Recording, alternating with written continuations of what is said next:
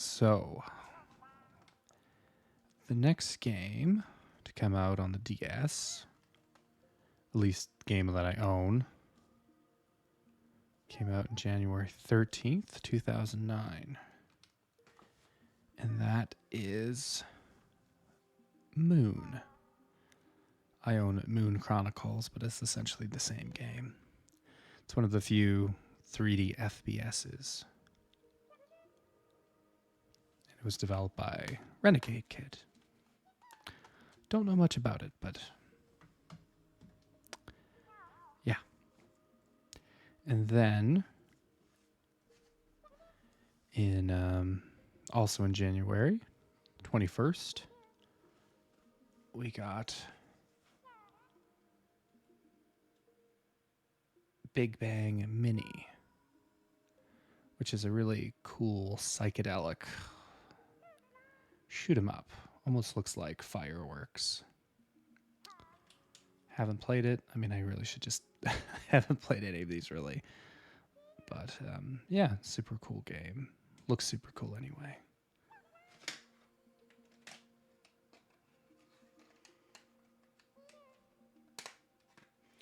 And there we have our first case filled up.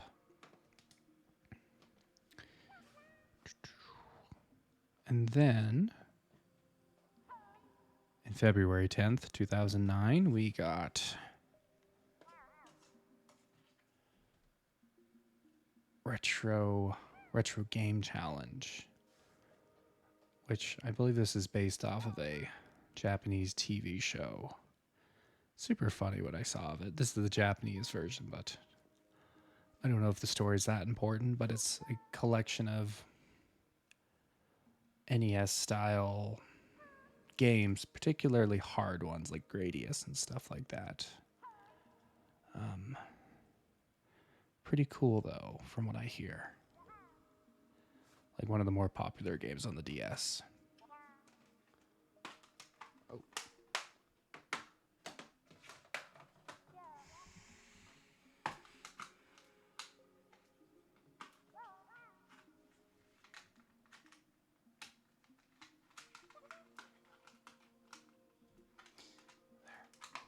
There we go. And then, let's see here. We got next game to come out February 16th, 2009.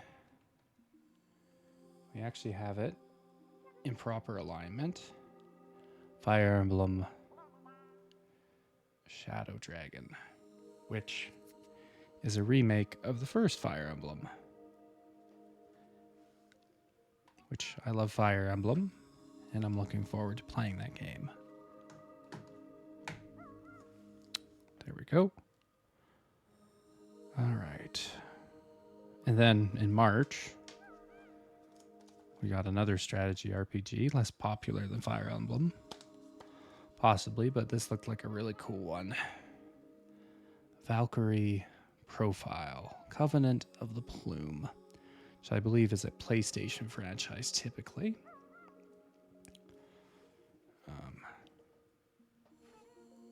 This game looked really cool, purportedly super hard.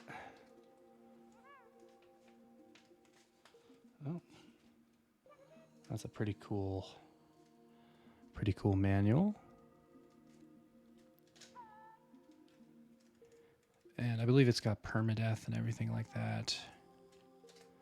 Yeah. Really looking forward to this one, actually.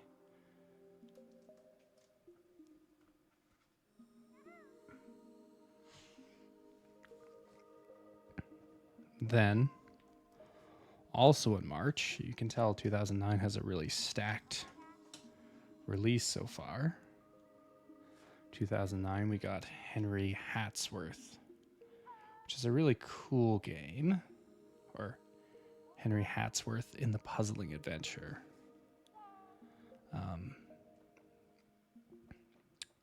Don't remember who developed this, but this game had the interesting element of also using dual screens in a way that was kind of unheard of at the moment. And on the top screen, you had a action platformer,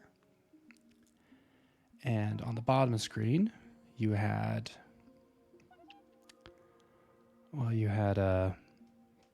just put that down for a second.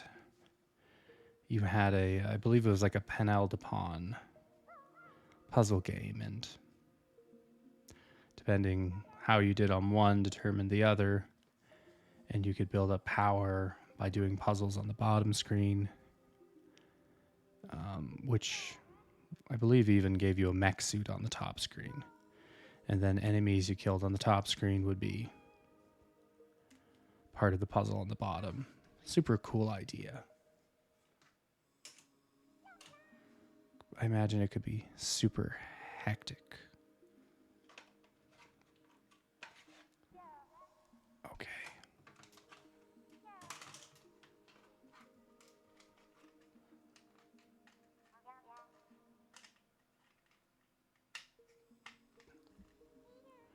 Right.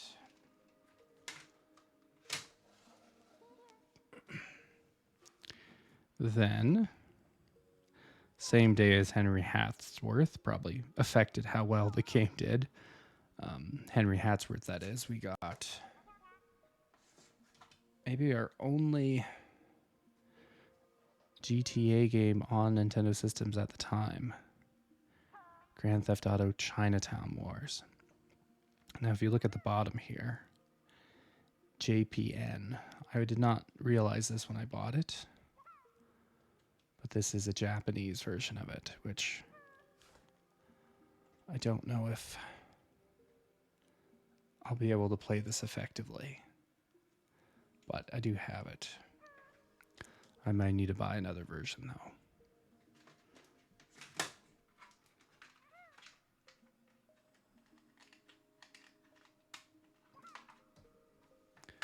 Okay. And yeah, that came out March 17th, 2009. April 5th, 2009, we got this little beauty right here, Rhythm Heaven.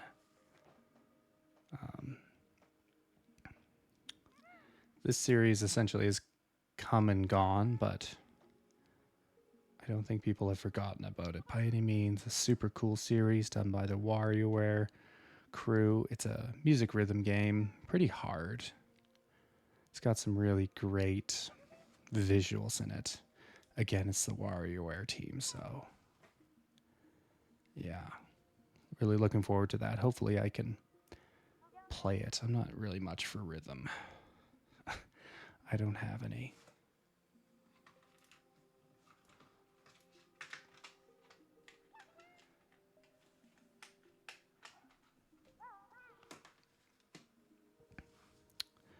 So that's April, and oh my goodness, we keep going.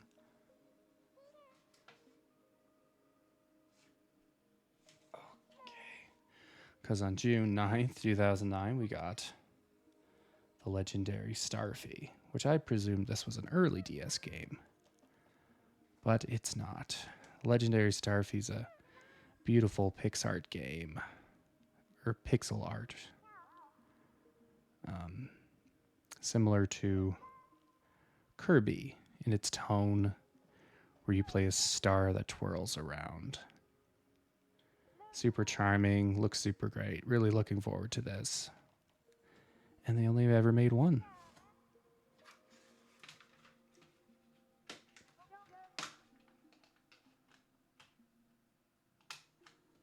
I cannot stress enough, though, how good the pixel art looks.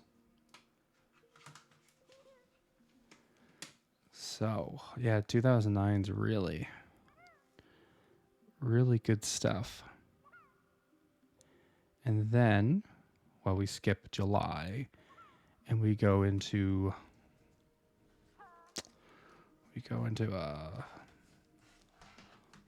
August 2009, and we get Professor Layton in the diabolical box.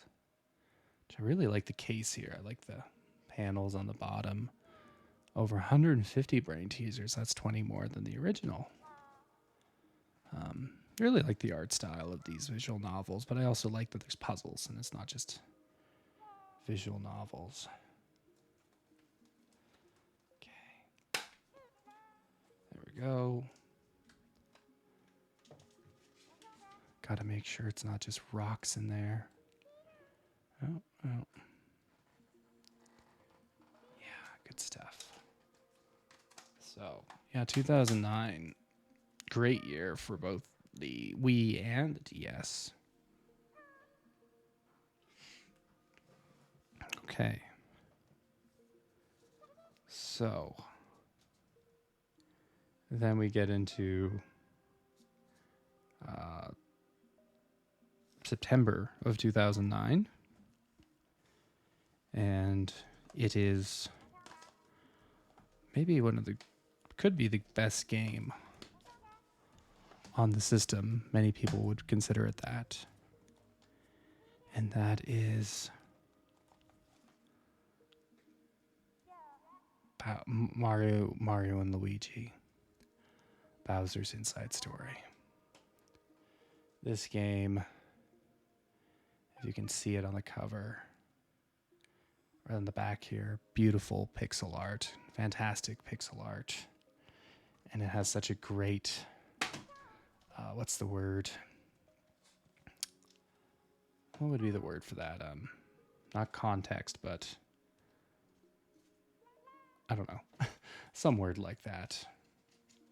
Oh, look at this colorful manual. That's super awesome. The game has a hook. Fantastic hook. And I love how the cover is just white. A white backdrop with these big colorful characters. I really like that contrast. Whoever that is, I wonder. This is the greatest of Mario and Luigi, I'm told. Maybe some people like Superstar Saga more, but this is the one that gets mentioned. I'm really looking forward to this. And that came out September 2009.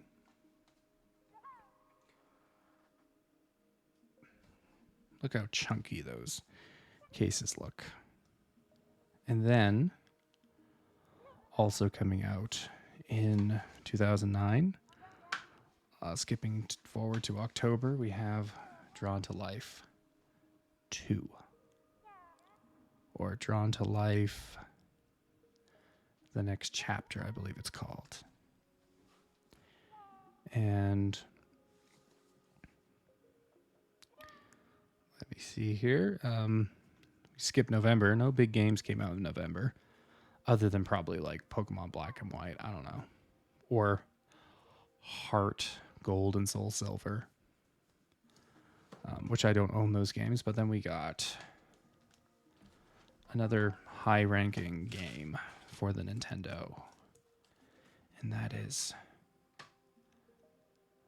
let's see here, The Legend of Zelda Spirit Tracks. This was very much a continuation of Phantom Hourglass. We even had a multiplayer. Oh, I wish I could have played that. But this is a much better version of Phantom Hourglass. This game probably has a top 3 Zelda story in it. And like Phantom Hourglass, the stylus controls were maybe a turn off to a few people. But I thought they were fantastic in this game for the most part. And this is a really strong Zelda game. Some of the best puzzles in any Zelda game. A really cerebral experience. I really like Spirit Tracks. It came out December 7th, 2009. And then, well, that was it.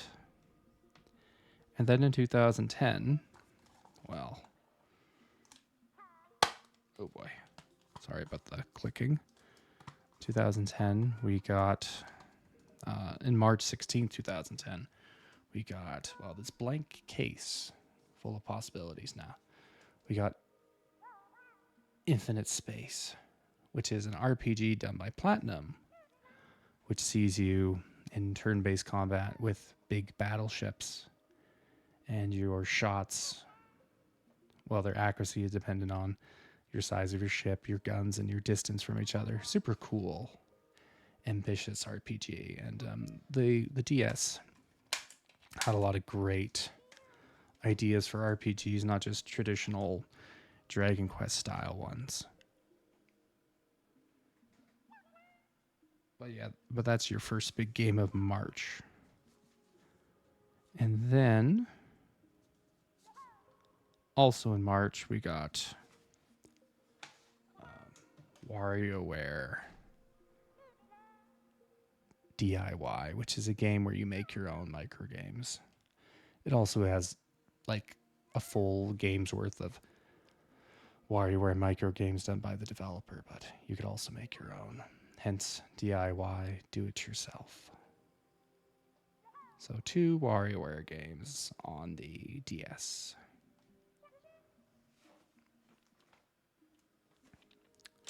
Pretty cool stuff.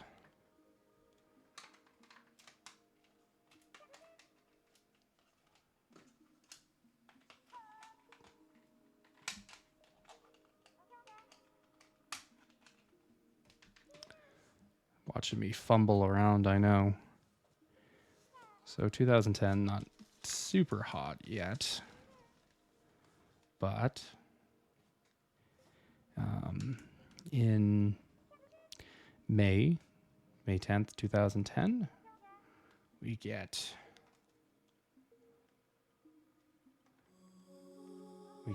Picross 3D, which is Picross but in 3D. Super cool game. You get to make puzzles come to life in these interesting shapes and animals. And who doesn't love that? Big game for puzzle people, but I haven't played it myself. Of course.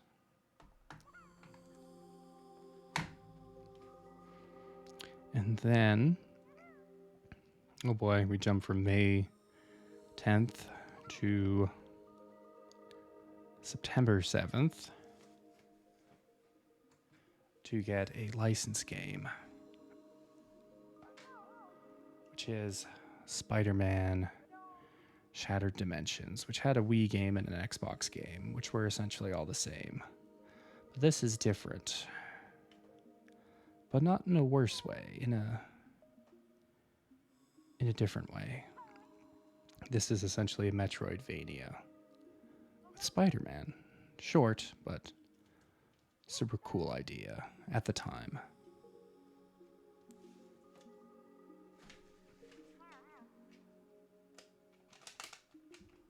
Okay. So yeah, it's September. 5 days after, September 12th, we get our next big game, like a pretty big game actually. And that is Professor Layton and the Unwound Future. Well, look at these beautiful panels. And this great, forgetting what you call this title font. And that golden background. Really, really great box work on these games. Or box artwork. Jeez. Nice green consistency across the board. Yeah, good stuff.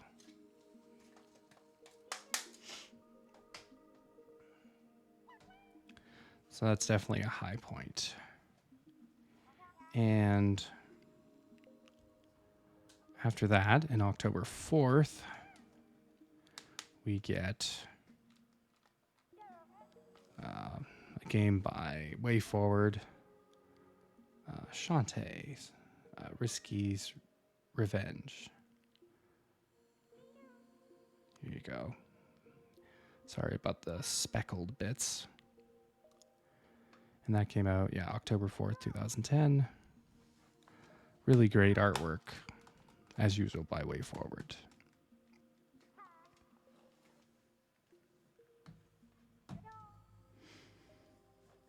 And then in October again, October 12th, not the biggest game in the world, but I think the best of these three games, Mario vs. Donkey Kong Miniland Mayhem, which, comes from Mario vs. Donkey Kong, of course.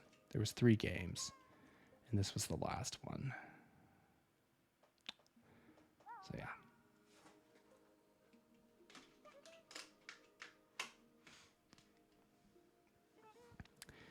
Then, believe it or not, that was the big holiday game for November 14th, 2010. So not a great 2010. A week 2008, a week 2010. The 2008 was fine, but 2007 was pretty weak, or was it the reverse? I think 2008 was particularly weak. 2010, though, also not great. But 2011, and the 3DS comes out in 2011, sometime in March. In 2011, you actually get a pretty strong last hurrah for the DS, which is great. Starting with Radiant Historia, and this is kind of a redo of it. Still essentially the same game, but this is the 3DS version. And this came out in February 22nd, 2011. Considered the other best RPG of the DS, with The World Ends With You, if not the best one. Super cool looking combat system, very complicated, and great pixel art. Then, after that, a month later, or less than a month, oh, here it is. We get a sequel at the tail end of the DS's life. We get a sequel to a game that came out at the tail end of the PlayStation 2's life. Like father, like son. And that is Okamiden. Which maybe doesn't look as good as Okami, but it looks pretty good on the DS. And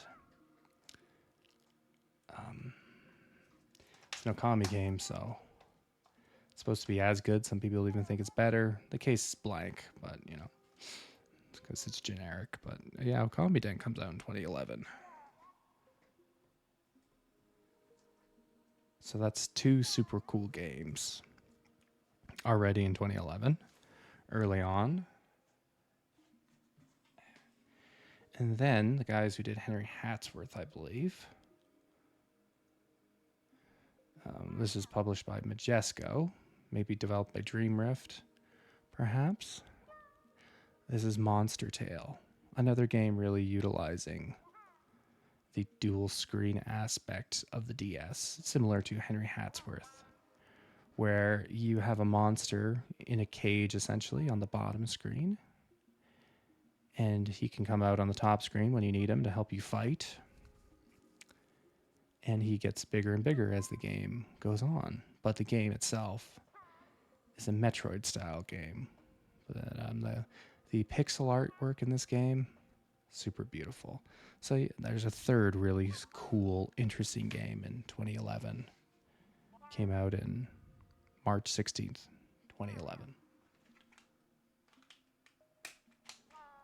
DS may have already been out by that time.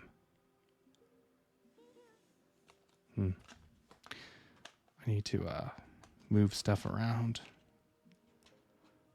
for our last game, which came out May 3rd, 2011. It had a Wii cousin and maybe an Xbox 360 cousin and even a 3DS game too. But all of those games are a generic 3D platformer kind of game, or 3D beat 'em up. But this game was developed by WayForward with beautiful pixel art, and that is Thor, God of Thunder, released alongside the movie. What this game has going for it is super great pixel art by WayForward. And supposedly it's a cool game and one of those hidden gems. So, yeah, 2011 is looking really good for the 3DS, even though this is just March, I believe, or this is May now, but 3DS has been out a couple of months. Still getting, pardon me, let's put that into focus. Still getting cool stuff.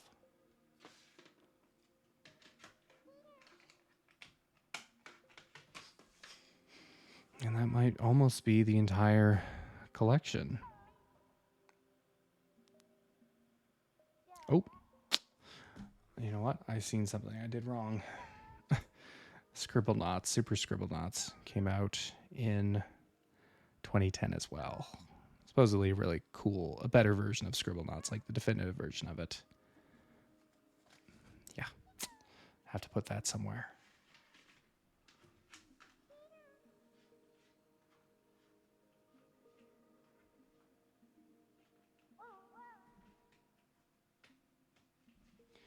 We'll have to put an order after, sorry.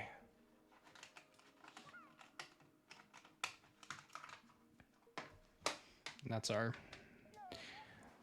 all the rest of our physical collection, which leaves just one last game, which hopefully I can show before my Wii U dies. And that is Kirby Mass Attack, which is a game where you control many Kirbys, maybe as many as 10 or so. And it's super, I don't know how to describe it. It looks super cool, great pixel art. And you control like 10, 20 Kirby blobs and they attack things with you tapping on the touchscreen to control them. And it's fitting for Kirby to essentially close out the DS. This game coming out September 19, 2011, as Kirby games are oft to do ever since Kirby on the NES, Kirby's Adventure. So, that is the last game that I own for the Nintendo DS in chronological order. I imagine there was, I think Pokemon Platinum came out in 2011. There's also Pokemon Black and White 2. I don't know, but that is a total of 66, technically 67 games that I own for the DS. And of all the games worth owning for the DS, I believe there's, by my estimation, there's 130, which there's a total of 1,500 games, so it's hard to say how many games exactly are worth owning, but I had it down to 130 games, given all the crummy sports games, crummy license games, little brother versions of games, ports, original titles. Yeah, 67 games, 66 if you don't include Chrono Trigger, which that's 66 of about 125, 130 games that are worth owning on the DS. But I believe that I have the better half of the DS collection of games worth owning, with the other half being a lot of essentially B tier RPGs that could be 40 to 50 hours long, but they're not actually the best RPGs on the system, like Rhapsody and Nostalgia, and I do not have Ghost Trick. I will be buying that on the Switch eventually, but that's a big title game that I wish I did own and will own. Though the DS version probably would have been the definitive experience. But Ghost Trick's a huge game, one of the best games on the DS, and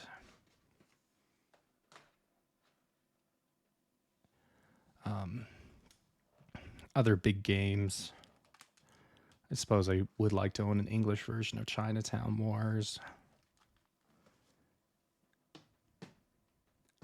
And, well, I don't know what else there is, really. I have it written down on my phone. Solero Roboto. Looks like a pretty cool game. And, yeah. But those are all the games I own. I don't think I'll be purchasing more. I'm very happy with that library. The DS is a super strong library, as indicated by this showcase here. So that will do it for this video. But if you like this video, definitely reach out in the comments and tell me you want to see more of my collections. I do have bigger collections than this. My Wii collection, my GameCube collection, and most of those are just purely physical objects. The Wii U collection's a little smaller.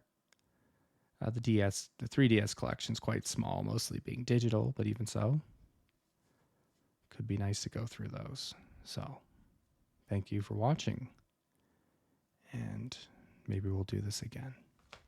All right, take care.